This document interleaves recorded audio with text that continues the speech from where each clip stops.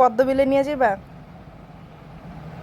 আমার বাড়ির পাশে না না না, ওই যে মানুষ কই জানি নৌকা দিয়ে ঘুরতে যায়, অনেক শাপলা ফুল থাকে। পদ্মবিলে এই বড় বড় থাকে, কি জানি সাপ কি থাকে? কয় যে বড় বড় সাপ থাকে না পদ্মবিলের থাকে, তুমি কাছে। আমার নিয়ে যাবে কিনা হ্যাঁ সেটা কও। হ্যাঁ, ওই সাপ তোমার কামড় দিক পরে ওজা ডেকে এলো সাপ বিষ্ণু মামু। না না, তুমি আমার নিয়ে যাবে কিনা সেটা কও। না না, পদ্মবিলে যাইতে হয় না, পদ্মবিলে সাপ থাকে। তাহলে ইয়াতে চলো, কাশবনে।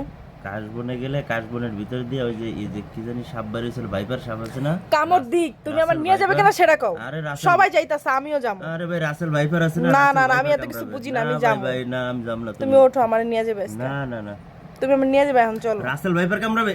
কামড় দিক। না না, আমি সাপ দেখলে খুব ডরাই।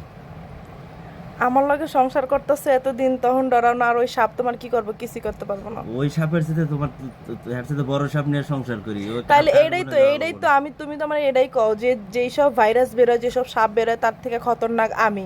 তা তুমি যদি আমার লগে এত বছর সংসার করতে পারছো, তো ওইগুলো কিছু করবো না, তুমি এখন আমার ঘুরতে নিয়ে যাবে, আমার কথা এটাই শেষ।